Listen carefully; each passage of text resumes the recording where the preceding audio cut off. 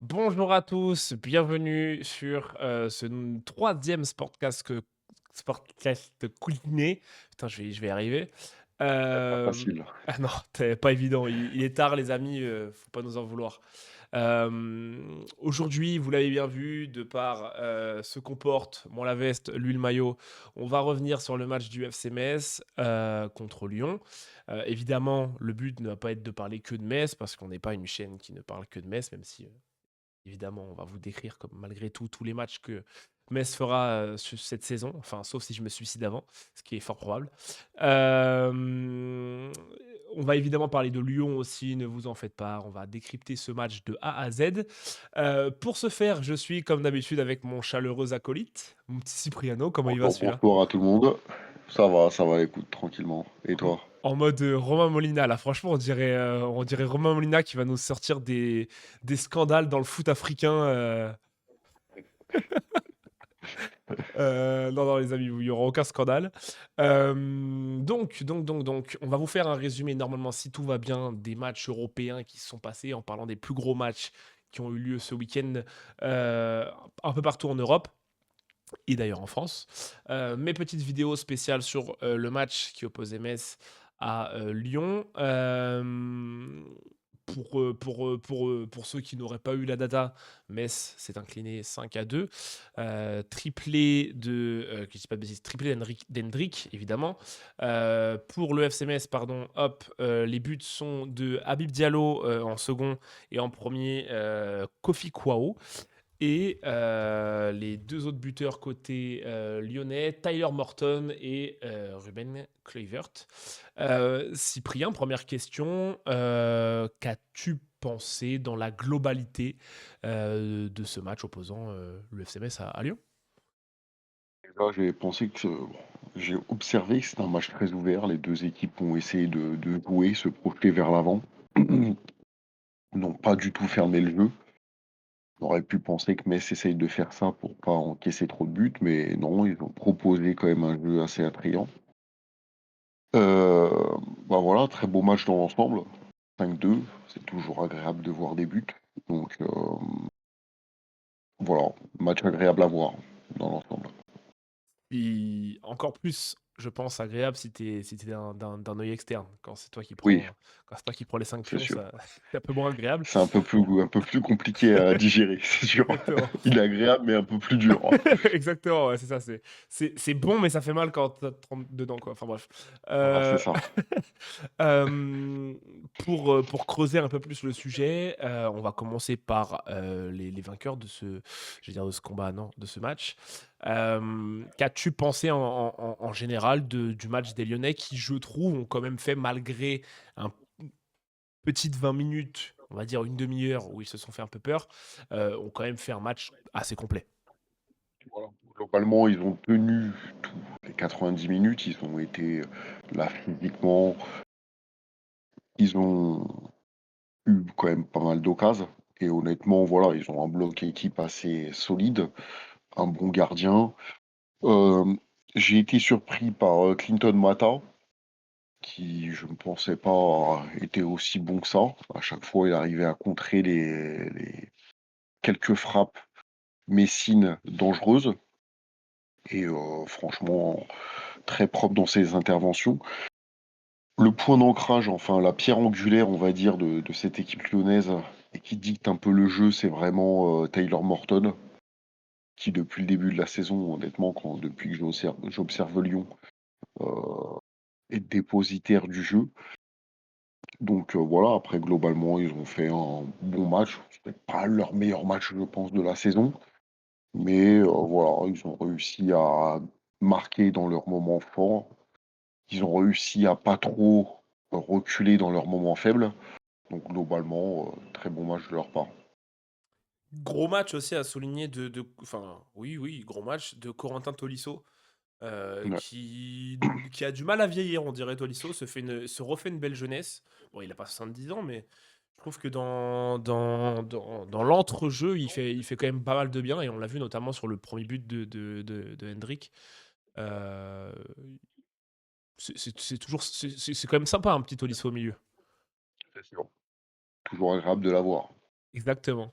Heu, j'ai prononcé son nom évidemment, tu as fait exprès de pas en parler parce que je t'avais dit que je te lancerais là-dessus. Un joueur qui a été, plus qu'en vue, qui a brillé, voire surbrillé hier, c'est Hendrick, qui a mis son premier triplé en Ligue 1, 1er but d'ailleurs et premier triplé. Non, il avait marqué la semaine dernière peut-être? Je sais plus. Non, premier but. 1 but, premier triplé, nickel, on est toujours le FC Metz, l'équipe, qui donne les records aux autres. Hem Metz n'a, surtout en première mi-temps, et Maxime Collin, même si j'aime pas me mettre sur un seul joueur parce que c'est la défense en général et l'équipe qui a failli. Metz lui a un peu mâché le travail dans le sens où il n'y a pas eu grande adversité sur ses appels en profondeur, mais malgré tout, on sent quand même qu'il y a une qualité au-dessus, non? Oui, tout à fait. Après, on sent qu'il y a du potentiel, hein. Il vient du Real. J'avais aucun doute qu'il réussisse en Ligue 1 parce que, moi je l'avais vu jouer un petit peu de temps en temps avec le Real. Voilà, il est très percutant, n'hésite pas à tirer dès qu'il a l'opportunité. Très bon dribbleur, très rapide, assez, rapide dans ses gestes aussi. Donc, oui, effectivement, bon, c'est vrai que Maxime Collin a pris un peu le bouillon contre lui au début. C'est pour ça qu'après, bon, on en reparlera un peu plus, l'entraîneur a changé de dispositif, en cours de match. Je dirais même, sans te couper, que Collin, je trouve qu'il a pêché. Tout à fait. Après, est-ce qu'il a pêché un bon filet ou pas? Mais par contre, il a été chercher sa balle 3 Ouais. fois dans le filet. Exactement, puis c'est bien fait en Mais filet en tout cas, il s'est bien fait en filet. c'est ça, ouais, c'est sûr. Après, bon, on peut pas lui jeter la pierre, parce que, voilà, heu, il est quand même assez âgé, hein, Maxime Collin, il a pas 25 ans. C'est pas sa qualité première, la vitesse. Rencontrer un joueur de 19 ans qui est vif, percutant, très rapide, c'est sûr que, c'était un peu, au-dessus de son pote son au-dessus de ses qualités. Au-dessus de tout, au-dessus de tout. Ouais, c'est vrai. Après voilà, il n'a pas été aidé parce que, malheureusement, même le défenseur central qui est à côté de lui, Yekbe, bah, il court peut-être encore moins vite que lui. Et puis il a Donc 3 pieds carrés en plus, donc voilà, c'est ça. Donc trop compliqué à gérer. Effectivement, dès qu'il prenait le ballon, bah, malheureusement, je vais parler cru, il leur faisait l'amour à chaque fois. Soit il arrivait à percuter, rentrer dans la surface et faire une passe, à un coéquipier ou soit il tirait et c'était dangereux donc puis ce 1er but là complicado. sur la passe, ce petit Mmh, lob, il regarde même pas où Fischer est situé, il t'envoie ouais, un petit piqué, c'est une beauté. c'est ça. Bref, résultat mérité dans l'ensemble pour les Lyonnais, qui méritaient largement leur victoire, hein. Ils ont eu le match en main pendant un bon long moment, notamment toute la première mi-temps. Petite question pour revenir sur Metz, et pour même pas revenir, pour venir sur Metz, pour revenir à Metz. Heu, pour, prendre dès le départ, la composition d'équipe qui je trouvais, était plutôt logique et bonne. Un retour sur un bon vieux 4-3-3 bien à plat avec, au milieu de terrain, Traoré, Deminguet et Alpha Touré. Alpha Touré qui, on va peut-être en parler après, mais a peut-être été un peu la fausse note de cette composition, surtout quand on a vu après l'entrée de Benjamin Stambouli. Gauthier Hein, qui était plus pour le coup, je vais dire, réaxé, non, désaxé sur un côté, Titachvili à gauche, Habib Diallo en pointe. Euh, Qu'est-ce que tu as pensé de cette composition de base, avant évidemment, avant évidemment de prendre 3 buts en 30 minutes, mais euh, ta réaction à 16h15 quand tu vois la compo? Je l'ai pas trouvé, si déconnant que ça, hein. C'est du classique, on va dire. C'est tout à fait normal de jouer comme ça. Même l'ancien entraîneur aurait dû jouer comme ça plus souvent. Bon, moi personnellement, après peut-être effectivement il n'avait pas les jambes. Moi à la place de Alpha Touré, j'aurais mis, Benjamin Stambouli. Déjà c'est un joueur qui a beaucoup plus d'expérience, surtout pour les matchs comme ça et qui va t'apporter un peu plus de sérénité, un peu plus plus de sérénité à ta défense parce qu'il va être capable de les aider et sur la ressortie de balle aussi, qui peut trouver les ailiers sur des longs ballons ou même sur des petites touches. On l'a vu, je fais un petit brief sur lui tout de suite.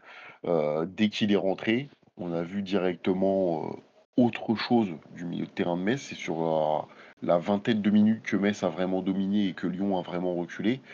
C'est dès l'entrée de Stambouli. Il a tiré de loin où il a mis leur gardien en difficulté.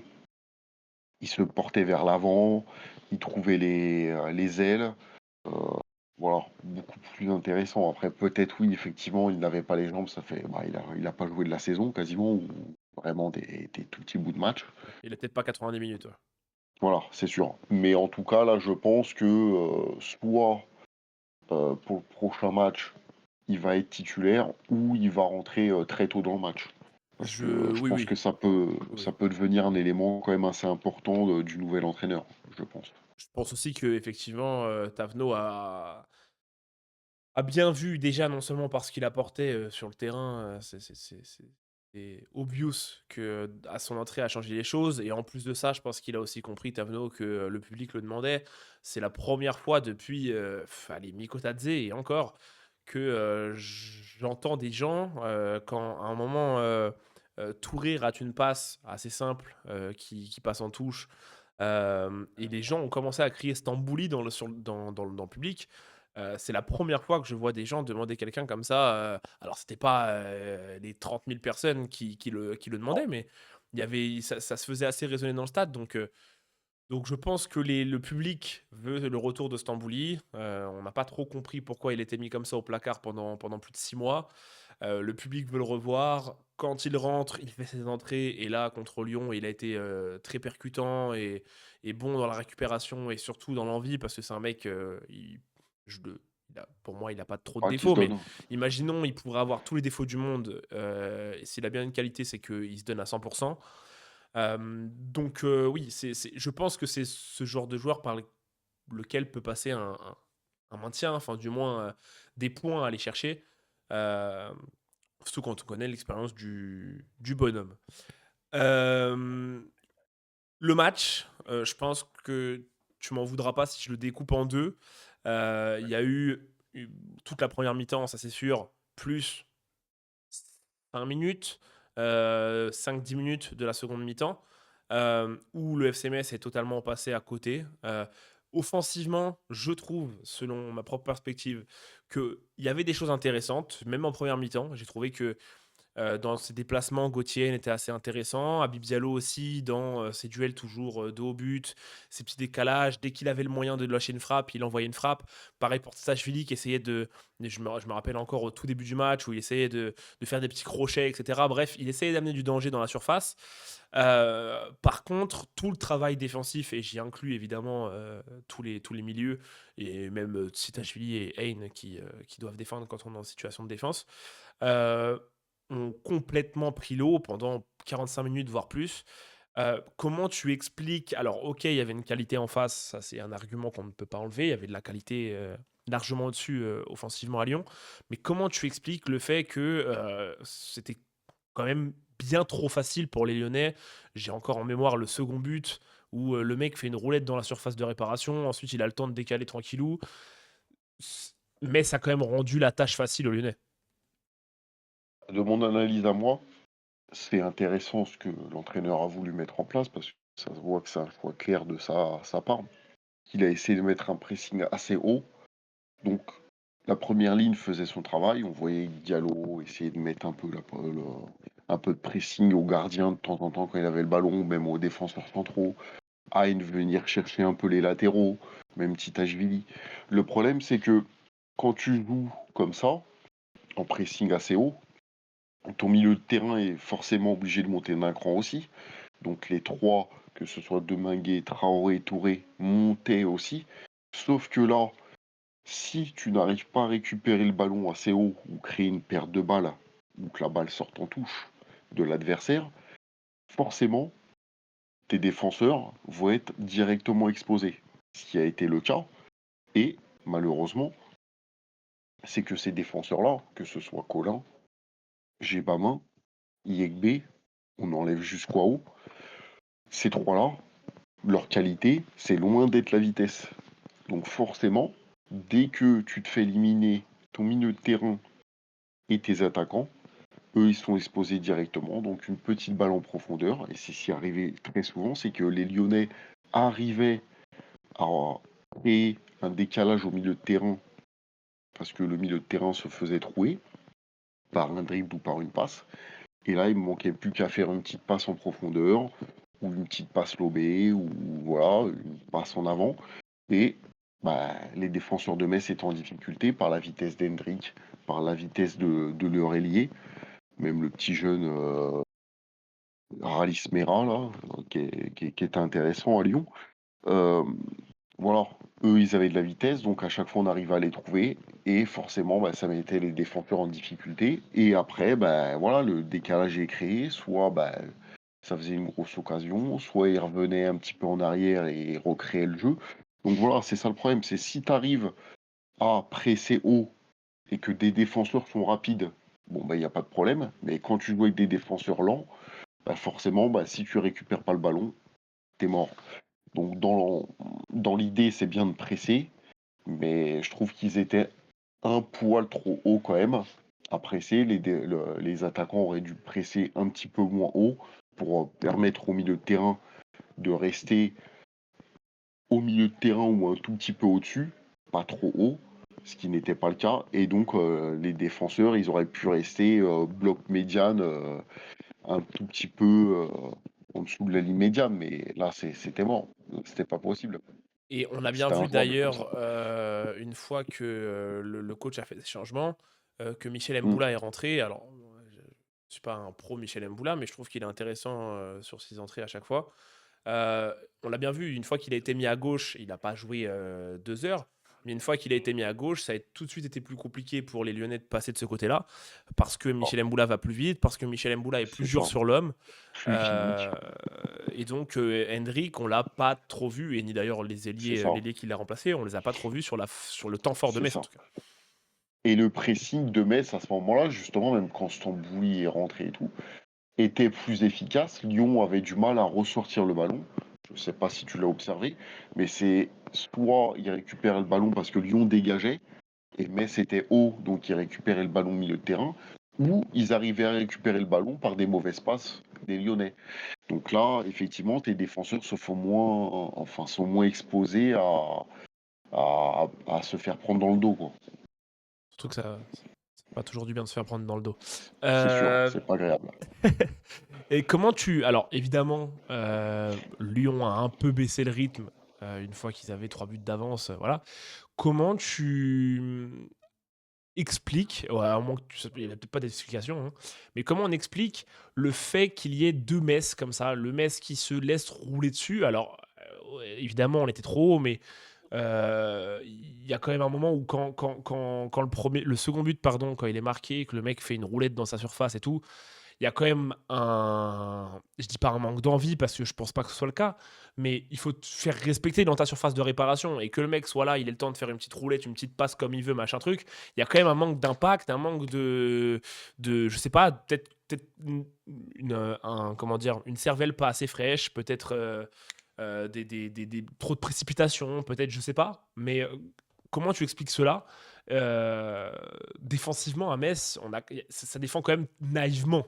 Et pourtant, de base, Gibamon Après, n'était pas le cas. non. Après, ce qu'il faut se dire, c'est que déjà, premièrement, même s'il y a eu changement de coach, c'est des joueurs qui n'ont pas du tout confiance en eux. Ils se prennent quasiment 3 ou 4 buts par match. Euh, c'est quasiment ça, hein, les stats, hein, pas loin de 3 buts par match encaissés. Ils ont plus de 41, 42 ou 43 buts encaissés depuis le début de saison, ce qui est énorme. Donc, ils n'ont pas confiance en eux. Le gardien non plus. Donc, ces défenseurs-là, quand, surtout dans ce match-là, quand ils sont exposés à devoir courir à chaque fois pour revenir vers leur but, parce que la plupart du temps c'était ça. Bon, après, t'es revenu sur la petite roulette. Là, effectivement, c'est des joueurs que ils vont mettre un peu moins d'impact parce que ils doutent un peu d'eux. Et donc, qui dit doute dit: «Bon, bah, si je vais y aller à fond, je vais faire faute, il y aura penalty ou je vais faire une erreur, je vais faire une connerie, donc je préfère rester debout à côté et espérer que ça n'aille pas au bout». C'est ça le problème. Et dans ces 45 premières minutes, c'est que ils ont tellement été, exposés au long ballon et donc à courir vers leur but et bah, le problème c'est que, bah, d'une déjà ça les fatigue et de 2 ils étaient pas du tout aidés par leur milieu de terrain et ce que j'ai trouvé problématique quand ils défendent dans leur surface, c'est que ils étaient avant qu'ils repassent à 3. Quand ils sont passés à 3, il y avait plus trop ce problème-là. Mais quand ils étaient en défense à plat à 4, il y avait Colin qui était vraiment sur le côté. Tu avais un énorme espace avec Yegbe, donc il venait jamais s'entraîner. Yegbe avait un énorme espace avec, alors que c'est 2 défenseurs centraux avec Gebama, et pareil de l'autre côté. Donc ça fait que dès qu'il y a eu quelqu'un rentré dans la surface, il y avait des boulevards énormes, ou même quand il y avait un centre, souvent, je sais pas si tu t'en rappelles, il y avait tout le temps quelqu'un de libre au deuxième poteau. Et même le deuxième but de Lyon, on voit les espaces et les boulevards qu'il y a dans la surface. Parce qu'ils sont pas solidaires l'un de l'autre. Mmh. Et les milieux de terrain ne viennent pas en plus aider. En voyant ça, ils ne viennent pas aider, donc ça complique la tâche. Offensivement, est-ce que tu es d'accord avec moi pour dire que c'était enfin, le job a été fait, notamment au niveau du côté du match de Gauthier, Nabil Diallo, Stajvili? Ouais, beaucoup plus intéressant que ces derniers matchs. Parce que les derniers matchs, honnêtement, bon, de temps en temps, il y avait des situations, mais il n'y avait pas de véritable danger, même s'ils mettaient quelques buts. Là, ils ont joué avec leur qualité. Hein, c'est pas quelqu'un qui court super vite. Il est plus dans le dribble, dans la qualité de passe, dans, dans la technicité, on va dire.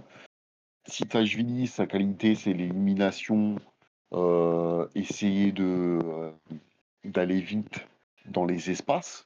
Et la qualité de Diallo, c'est la tête, marquer de la tête ou être imposant dans la surface. Mmh. Donc là, c'est ce qu'ils ont fait tout le match. On a vu des centres. Diallo, il a été servi. Alors des fois, les centres n'étaient pas de bonne qualité. Des fois, il n'arrivait pas à prendre le dessus. Mais il est servi. Et un joueur comme ça, quand tu le sers, forcément, et comme ça arrivait dans le match, il arrive à être décisif au moins une fois. Après, euh, honnêtement, Hein, je l'ai trouvé intéressant. Il a réussi à trouver des décalages. Et ce que je trouvais dommage aussi à Metz, c'est que ça jouait très rarement en 1-2 sur les côtés. Là, je l'ai vu beaucoup plus. Bon, c'était un peu plus compliqué pour Tita Julie de faire ça parce que ça a été soit Colin qui l'avait avec lui, soit Mboula. Donc, faire ça avec eux, c'est un peu compliqué. Mais par contre, du côté droit, ça jouait énormément entre Hein et Kofi Kwao. Par des remises, Kofi qui partait un peu en profondeur, qui lui remettait, et là c'était intéressant. Donc oui, ces trois-là ont proposé des choses intéressantes, ils ont mis en difficulté la défense lyonnaise, et non, c'est pas mal. Il faut essayer de reproduire ça dans les prochains matchs. On va essayer de faire court sur les 2-3 dernières questions que j'ai envie de te poser. Pour finir sur Metz, il y a quand même un problème qui va commencer à se poser, c'est que, heu, contre le PSG, tu en mets 3, contre Lyon, tu en mets 3, contre Lorient, tu en mets 1, contre Brest, tu en mets 2. C'est compliqué, je te le disais tout à l'heure en off, c'est quand même très compliqué pour une équipe comme la nôtre, quand tu marques 2 buts contre le PSG, 2 buts contre Lyon, 2 buts à Brest, et que tu en prends encore plus, normalement, une équipe comme la nôtre qui met 3 buts, 2 buts contre Lyon ou 2 buts contre le PSG, elle s'impose. Là, quand tu mets 2 buts contre le PSG ou 2 buts contre Lyon, tout le monde ne peut pas le faire, tout le monde ne le fait pas, Auxerre ne le fait pas, etc. Mais par contre, si tu en prends 5 à côté à chaque fois, c'est compliqué. C'est ça. Ben, je pense, de toute façon, c'est ce que l'entraîneur avait parlé. Il a dit que ce qu'il veut vraiment travailler sur eux, c'est arrêter d'encaisser autant de buts. Donc je pense que son pressing, il va peut-être pas le remettre en place tout de suite, même si contre des équipes plus faibles. Parce que forcément, qui dit pressing dit que tu t'exposes, si t'arrives pas encore une fois à récupérer le ballon. Donc je pense qu'il va jouer un bloc un peu plus bas, avec une défense plus solide, Je pense qu'il a été quand même, entre guillemets, «agréablement surpris» de sa défense à 3 parce qu'elle a été quand même un peu beaucoup moins en difficulté dès qu'ils sont passés à 3. Bon, ils ont encaissé le penalty, ils ont encaissé le 4e but aussi, mais ça ça peut arriver. Mais cette défense à 3, je pense que, c'est quelque chose à travailler avec, moi personnellement, je remettrais Yegbe vraiment dans l'axe de la défense centrale à 3, Mboula sur le côté gauche, Djebama sur le côté droit et après je mettrais en piston d'un côté Titashvili et de l'autre je mettrais, Kofi Kwao. Et là au moins, comme ça quand t'as pas le ballon, ces joueurs-là peuvent redescendre et ça fait que tu une défense à 5, plus tes milieux de terrain qui peuvent venir aider et là normalement tu une défense un peu plus solide. Plus de monde dans la surface et moins d'espace, logiquement. Mhm. Donc en tout cas, c'est le premier axe de travail qu'il y a à faire parce que tu peux pas gagner de match, même si t'es pas lanterne rouge, hein, même un 10e de championnat ou même un 5e de championnat, ne peut pas gagner de match si à chaque match il encaisse 3 ou 4 buts. C'est C'est ça, pas possible. c'est ça. Donc c'est le premier axe de travail, je pense. Pour la suite, côté lyonnais, on se déplace, enfin non, on se déplace, pardon, on reçoit le PAOK en Europe. Ça devrait le faire pour Lyon. Ouais. Non, Lyon est lancé, hein. Lyon revient à un point de Marseille. Euh, Ils sont bien en Ligue Europa, si je me trompe pas. Ils sont assez bien classés. Complètement. Euh, leur saison est bien lancée. Ils ont une équipe assez solide. Je sais pas ce que tu en penses. Ils Ils sont ont une même plus équipe que bien assez classés, ils solide. sont premiers, carrément. Voilà. Donc voilà, ils sont parfaits. Non, leur équipe est assez solide. Et on va pas se mentir, le renfort, malgré avant qu'ils soient là, ils avaient déjà une bonne équipe et ils jouaient déjà bien au foot. Et c'était déjà très intéressant. Et avec le renfort d'un joueur comme ça, entre guillemets de classe mondiale, même Ouais, s'il a que 19 ans, bien sûr. ça va que les aider, hein. Et franchement, c'est une très bonne équipe qui peut, ça m'étonnerait pas de le voir sur le podium de Ligue 1 et pourquoi pas faire, peut-être, une demi-finale de Ligue Europa, voire même finale.